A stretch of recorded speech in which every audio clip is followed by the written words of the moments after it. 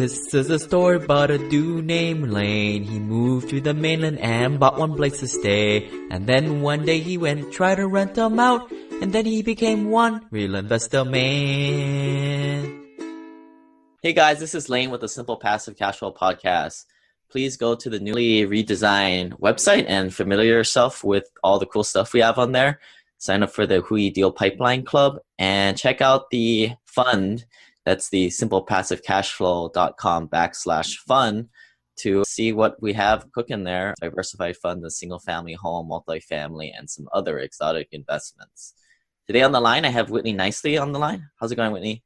Good. Thanks for having me, Lane. So I heard you on another podcast. You're more of the more active real estate investor, but you had a lot of good tips that I thought that I would bring you on the line here and talk about networking.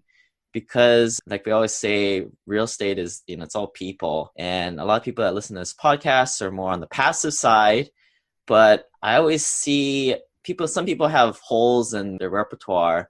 And I think networking is a big one for a lot of people. And it's just pretty glaring when you can talk to someone and you can say, well, that guy needs to work on his people skills a little bit. So I thought we'd bring you on the line and give us a little bit about your background before we get started. Okay, sure. So I'm from Knoxville, Tennessee, and I come from a small business kind of family. So entrepreneur thing runs very deep in my blood, and my family has pretty much always been real estate investors. I grew up as a real estate investor's kid, knowing that money showed up in the mailbox every month. I thought everybody had mailbox money. I didn't know that bills came in the mailbox more than money did. So that's how I grew up. And then, in my 20s, I realized that I didn't have any money coming in the mailbox, but all my family did. And so I was like, Mom, where's my money? And she was like, you have to buy something. Duh. So I jumped in and I bought some land. My first couple deals was just in land because I didn't know what I was doing. And even though I'm from an investor family, they do it the old, slow, and boring way where they save up a bunch of money, go buy whatever they can, and then rent it and hope and pray one day they get their money back. They're not very fancy. They have no systems. They have no process. They don't have any exit strategies. They are your typical buy and hold investors. Buy it and forget about it. That was going a little bit too slow for me, so I decided I needed to jump in. And I bought a half-acre piece of land in the city of Knoxville. It's zoned industrial for $1,500. And started renting the driveway for $250 a month. So in about 6 months, I had all my $1,500 back, and now I've got $250 a month positive cash flow for the rest of my life with no overhead. Nothing. It's just a driveway that I rent. And now, actually, I've had that for 3 years, and just this past February, I started renting the land also for $500 a month. So I'm bringing in $750 a month on a free and clear investment with no overhead expenses, no building, no nothing. And I don't know about you, but that's the most passive form I've found of income. Right, the mailbox money. That's right. Well, it's just inbox now. I just get an email that says, congratulations, you've been paid. Yeah, so let's talk about, you go around and, you're very vocal what you do. You had a story about you're in the supermarket and you pick up buyers and sellers wherever you go. Yeah, a lot of people that listen to this podcast are, engineers types like myself, and we just kind of hear that and we're like, how does she do that? Well, part of the reason is when you're a kid, kids say the darndest things, right? We've heard that a million times, but it's because they don't have a filter. They don't know what they're supposed to say and what they're not supposed to say. And as adults, we don't have that privilege anymore. We have this thing called pride, and pride keeps us from doing what we should be doing with our lives. And it's the pride that maybe it happened in middle school, maybe it happened in high school, but at some point we started not just saying whatever we thought, and we started filtering ourselves and censoring ourselves. And I think that's the downfall of a lot of people. And so I kind of go at it with a kid mentality. I'm going to say it, I'm going to do it. And it doesn't have to be nasty or ugly. It can just be like, oh my gosh, did she really just say that? But it catches people's attention. And so one thing that I do, and I've done this since I started investing, is I've really told my pride to sit down and shut up. And one of the first things I started doing was wearing this ugly yellow button that said, I buy houses. And when you wear that button, it's kind of weird. You wear it and you're like, I look like an idiot. oh my God, why am I wearing, like, no, but that's your pride talking, right? And you got to tell it to sit down and shut up. So when you do and you wear your button, sometimes you forget that you have your button on, and you'll be at the grocery store and somebody will bump into you. And it's the funniest thing to me when you have on a button, and my students will tell you this too. When you wear this button and it says, I buy houses, people will come up to you and start a conversation with you. You don't have to go up to them. You don't have to tell them what you do. You don't have to tell them anything. Your button has said everything that you need to say without you saying anything. And they will come up to you and start confessing their real estate sins. It's the craziest thing. I've talked to preachers and some priests actually about this. And when they go out in public and they got on their little, white priest bow tie thing, strangers will just come up to them and start confessing their sins. And for some reason, this button has the same effect on people. You wear this button and people are naturally like just drawn to you, and they want to talk to you, and they want to tell you what's going on, and they want to tell you about this house that they have and the problem that they're having with it. And especially if you're introverted, you don't want to have to approach people. You don't want to have to like drive this conversation. But when you wear this button and you know which questions to ask to keep the conversation going, you really don't have to do anything but, collect the lead and then go look at the house and make an offer. Like, the button does all of the heavy lifting for you. And if you will check your pride at the door, because your ultimate goal is to be a millionaire, and, millionaires have pride too, but they're willing to check it too. If you will check your pride and wear this button every day for 365 days, you will be amazed at how much better your speech is, how much better your offers get to be, how many more deals you come across. And even if you're not in your town, you could be, I have students that wear their buttons in the airport because they don't know anybody. They know they're not going to run into anybody, and it's not going to be embarrassing.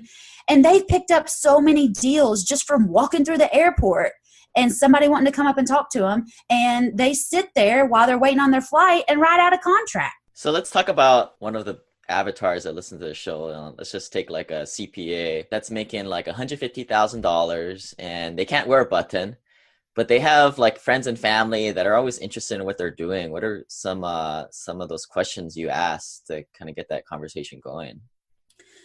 Well, maybe they can't wear a button to the office, but you can wear a button to kids' ball games. You can wear a button. I have a student in California. He wears his button to church, and he got a deal. He's in California and bought a house in Ohio because he wore his button to church. Maybe you can't wear it to the office, but there's plenty of other times that you're around people that you can wear your button.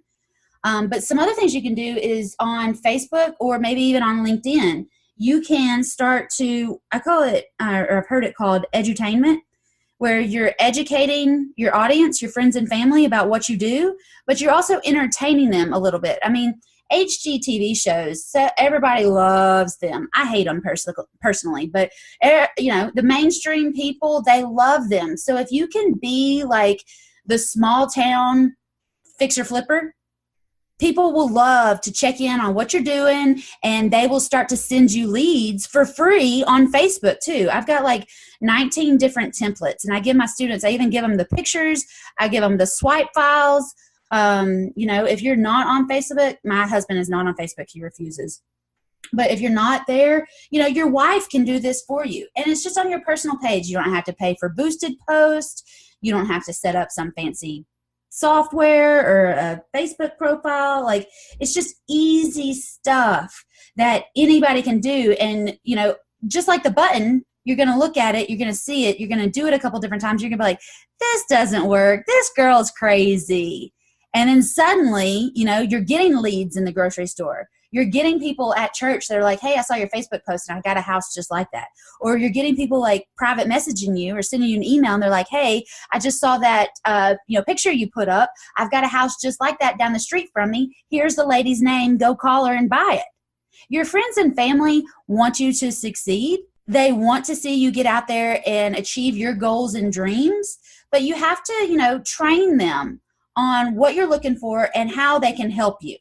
And you can do that for free through Facebook. And I have friends that I haven't even seen since high school. I don't talk to these people on a regular basis, but when I put something out on Facebook, I know there's 2 girls who are going to send me leads for like the next 2 weeks. anytime and every time they see a for sale by owner sign. Even I've been doing this for 3 or 4 years, and they're not even in the same state I am anymore. They still send them to me because they know that's what I want, and they're willing to help me. Yeah, I've heard about Facebook, all these social media channels. There's different appropriate posts. Like I've always heard, Facebook is not really for business. I like what you do. You have like an ugly picture of a tear down house, and that really, yes, it's not really business, but it's in the same topic. And that's the edutainment. People like dirty pictures. They're drawn. We see so much pretty stuff that when something ugly comes by, that's why traffic slows down around a wreck. It's ugly. People want to look at it. They want to study it. There's some kind of weird natural reaction we have to ugly stuff. And so if you put an ugly picture up on Facebook, you will get tons of traffic. If you put something spammy or cheesy up that says, we buy houses, cash, fast, blah, blah, blah, nobody's going to respond to that. So a lot of people that do the passive investing, they build networks and they're able to find pretty good investments, and they'll tell their relatives or family that, hey, I'm making 20%, and, their friends and family don't want to do it themselves. So that ultimately they become a private money lending source. What's some ways to get that accelerated? I have a student in California, and she buys houses in Colorado.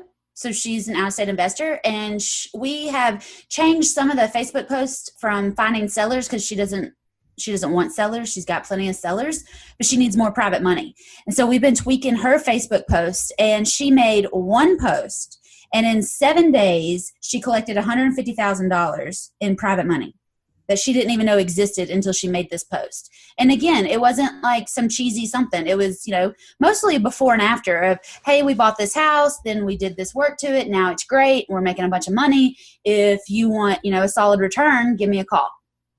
Never talking about any kind of percentages, never talking about any kind of splits or commissions or cuts or anything, just very light and fluffy.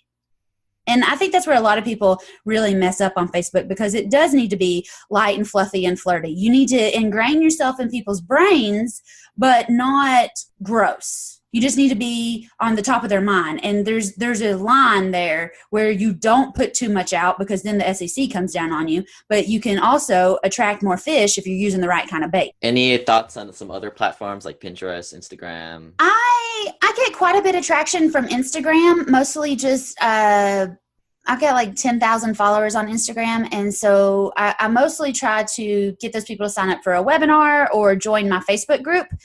As far as Pinterest, that is a black hole that will suck your whole day away from you if you're not careful. And for that reason, I haven't explored it very much. I know when I planned my wedding, I could only limit myself to so much time on Pinterest. But for business, I haven't ever used it. Now, YouTube, I do a ton of videos, mostly on Facebook, and then I transplant those over to YouTube. And I've been starting to get quite a bit of following on YouTube as well. And what about the difference between organic search and, paid to boost? I rented an apartment off of boosted posts. I spent $15 over a weekend and rented one of my apartments. And I spent another $15 on an ugly house post and bought another ugly house. But I haven't had much success or luck with boosted posts or paid Facebook posts. Mine are very organic, word of mouth kind of situations. And I think people like that better. And it gets a better, warmer, stronger audience when it's organic. Like if you introduce me to somebody, I'm going to like them better than if they just popped up in an ad. And I think there's something about human nature that's like that. And I think Facebook's onto that because, when you see a sponsored post right now, it'll say, 18 of your friends like this. Well, if 18 friends like that, then it's probably something I'm going to like. And so Facebook is picking up on that. And so I think that's why you're starting to see that more and more. Right. Especially with real estate, with the prices sure. being so high, and you actually got to put real money down. You want that warm connection. You really do. You really do. One thing I've been trying to play around with the Facebook ads a little bit, just on a bunch of random things, and I see like a lot of just random people. I try to use the targeting, but sometimes it almost seems like these are like fake profiles, and like, where are these people living in the United States? Have you ever run into any of that? It's like your targeting is just totally off. A lot of money trying to figure out Facebook ads, and I've taken courses and I've hired people, and I just don't get the warm fuzzies from it. So organic natural growth has definitely been the best source for me for seller leads, for private money leads, for students, for podcasts, for everything. The organic natural way of introducing people to other people has definitely been better for me. All right, that's my lesson learned too. And I heard it on Joe Fairless's podcast where he paid like 5 or 10 grand for a list of emails, and he shut out all those emails, and he got like nothing in return in responses. I believe that. Not being one of the big boys in investing quite yet, aka the accredited investor in the eyes of the SEC, it's tough to find good options for investing. But then I started investing in the American Homeowner Preservation Fund, or AHP Fund, which is crowdfunding the mortgage crisis in America. The fund collaborates with existing homeowners to keep them in their homes. It's a way to make great returns while feeling good about making a social impact. After investing myself in the fund, it was awesome when they approached me to become an advertiser of the company. You can start investing with as little as $100, and if you want the free Burn Zone book, please send me an email to lane@simplepassivecashflow.com.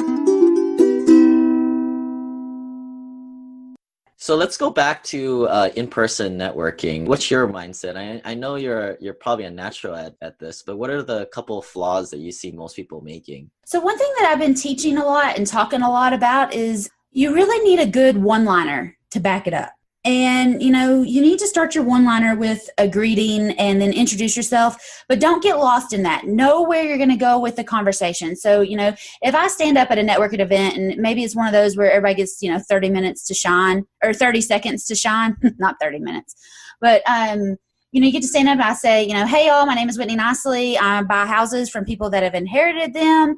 I like to buy in East Knoxville, and I have some appointments today, but if you know somebody that has an empty house they want to get rid of, I could probably go look at it tomorrow. And I know you probably know other people who buy houses, but I'm the best because I'm going to buy 100 houses this year, and you get to be number 18. Y'all let me know if you have any questions and if you have a house you want me to come look at. So, I can stand up in any meeting, anytime, and in that, I covered like a reporter.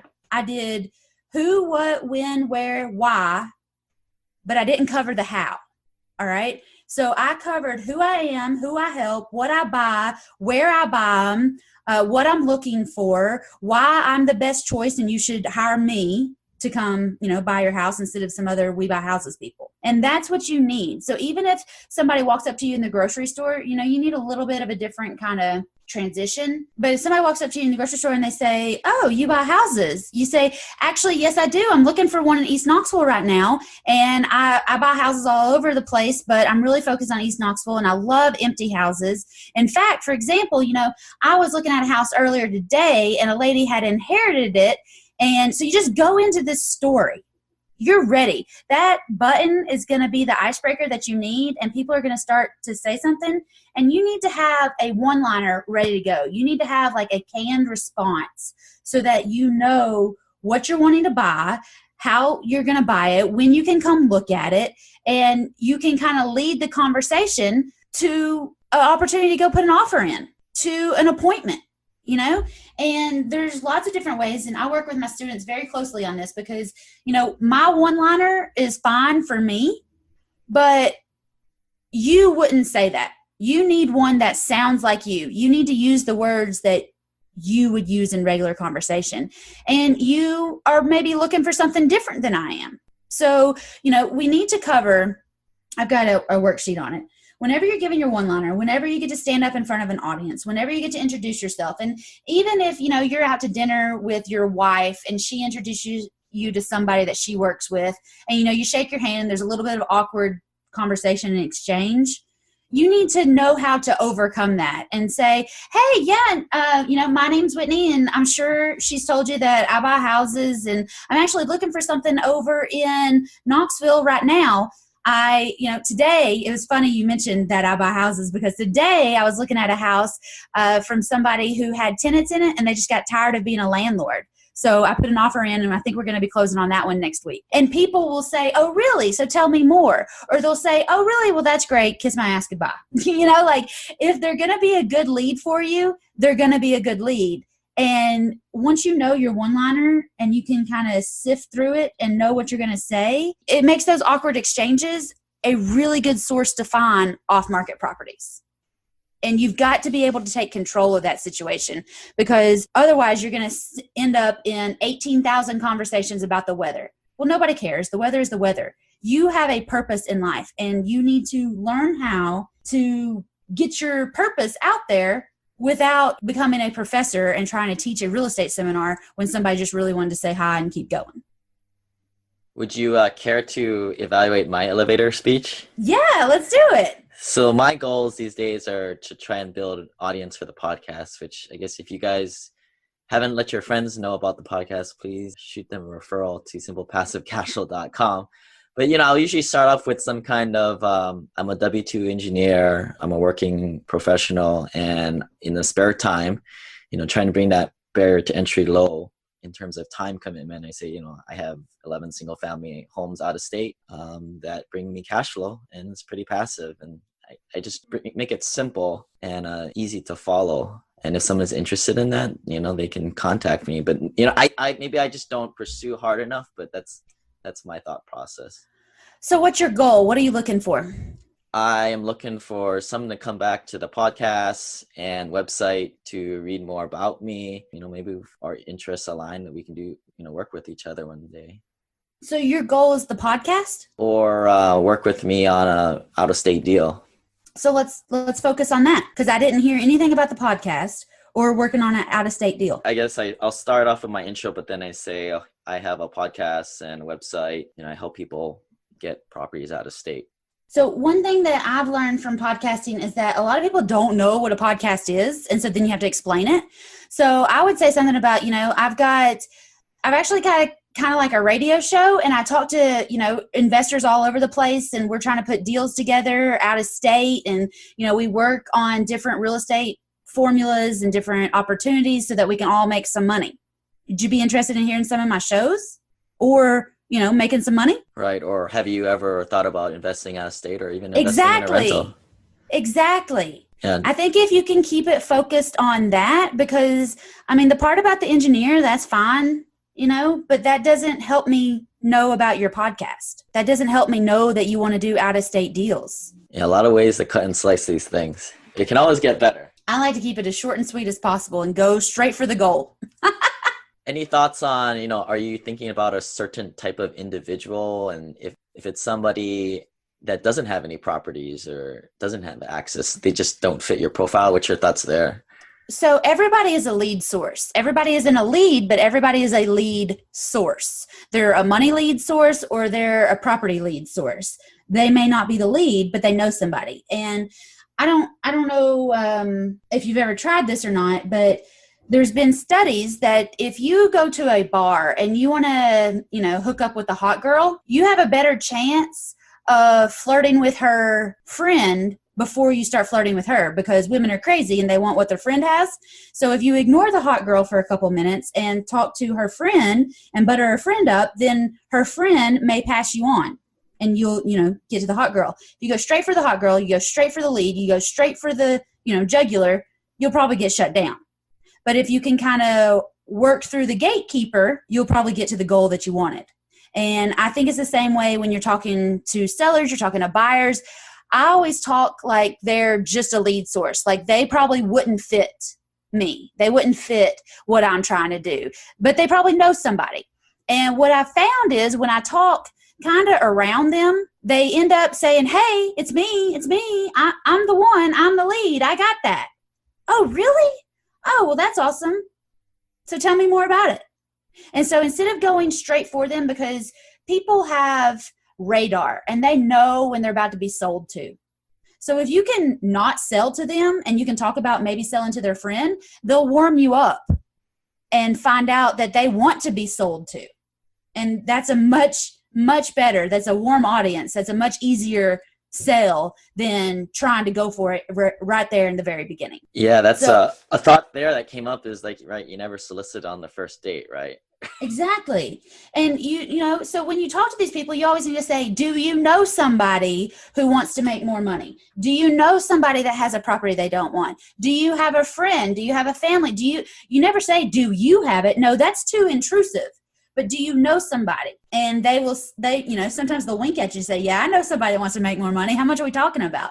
And you say, I don't know. I get people that give me, $100-500 million to invest in apartments all across the country. You got that much, or what are we talking about? And they're like, I got 250. All right, good. That's another thing is you always want to give them a range. You don't want to say people give me a solid bleh. You want to say some people chip in 50, some people chip in 100, some have $1 million, whatever it is, but you give them a range and then they'll fill in the blank with what they're comfortable with. All right. So Whitney, anything else you think be valuable to us? Oh, keep going. If your desire is to be a real estate investor, whether it's completely passive or whether you do want to be a little bit more aggressive, I guess like I am, keep going. There's good deals, there's bad deals, but you'll never know if you don't get out there and keep trying. Sometimes deals look like they're trying to fall apart, and it's really just a test. It's a lesson. You got to keep going. Yeah, I hope this talk was a little bit valuable for folks out there. I know like in the professional world, you've got a lot of smart people, smart engineers out there that do the technical stuff pretty well, and it's super competitive. And, we talk about real estate investing, and the reason why we do it is because it's not too competitive and not everybody's doing it. And if you can find an engineer out there who can do the technical stuff pretty well, but has somewhat of a soft skill base, those are the successful people that excel. I say real estate investing, there's no competition. Your worst competition is in your head. It's you telling yourself, no, I can't do that. No, I don't have enough money. No, I don't have the skills. No, I don't have the experience. Oh, come on. You can learn the skills. You can get the money. You can do the deals. Your worst competition is in between your ears. What's your URL that you like to share with folks for people to get a hold of you? I teach a lot of real estate. I give a lot of free information out and about. And if you want to join, I've got a Facebook group. You can go to whitneynicely.com/group. And it'll take you to become a real estate rock star with Whitney Nicely. I got 3 questions. You have to answer the questions or I won't let you in. And, even if you're not looking for that type of advice, be a good opportunity to get into another social channel with other people who are looking for deals, even if you are a passive investor. All right. Well, appreciate it, Whitney. Thanks for coming on the line. Thanks for having me, Lane.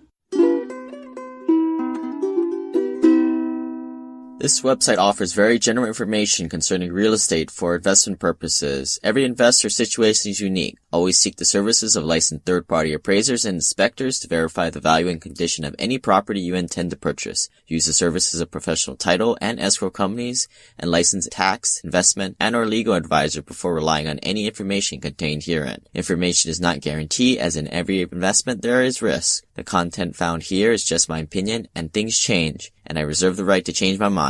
Above all else, do your own analysis and think for yourself, because in the end, you are the only person who is going to look out for your best interests.